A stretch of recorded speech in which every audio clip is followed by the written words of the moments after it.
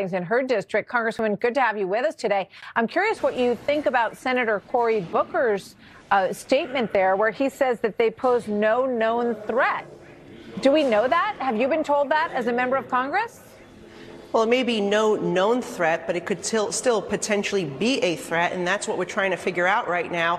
I've also reached out to FAA, to Department of Homeland Security, and to the FBI asking for answers, and they are aware of these aircrafts. They're either unmanned aircrafts or drones, and they're still trying to figure out where they're coming from and who's behind them. But following what happened with the Chinese spy balloon, that simply is not enough. We saw how the Biden administration failed to keep our airspace safe. And the fact that a Chinese spy balloon was able to go all across the country without intervention was very problematic, and it was a threat to our national security. And so we demand to know who is behind these aircrafts or drones and what is their intention. And there needs to be restrictions put in place as well.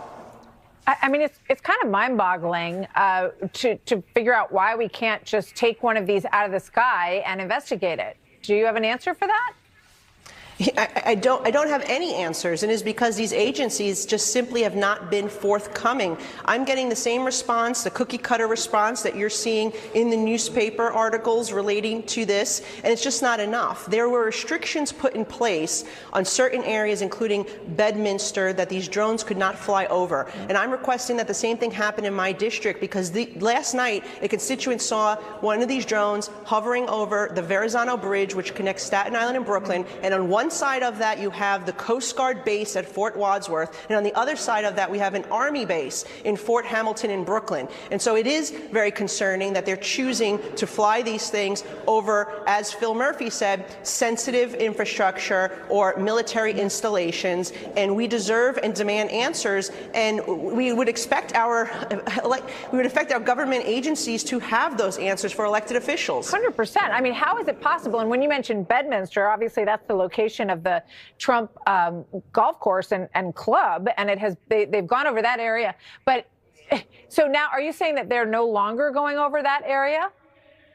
Well, we were told by the FAA that they had put in place flight restrictions above that area and military installation in New Jersey. We're asking for the same to be done in my community, especially over our Coast Guard base, the Verrazano Bridge, as well as the U.S. Army military installation, Fort Hamilton in Brooklyn. But at the end of the day, the public deserves answers. No, wait, and we need to know what these things are. I guess the reason I bring that up is if whoever's flying them has the wherewithal to understand that they're not allowed to fly them in these couple of places anymore, and now they're no longer flying them there, obviously, you know, someone has some awareness of where these are coming from or how to get messages to the people. I mean, it's either some sort of hoax, someone, you know, joking around and trying to make everyone talk about this, or it's a foreign government that is doing surveillance. It's, you know, we spend a lot of money on defense. It's mind-boggling that we haven't figured this out by now. Yeah, and unbelievable. And one of my colleagues reached out to me this morning. It's happening in Pennsylvania as well. And the bottom line is these should be intercepted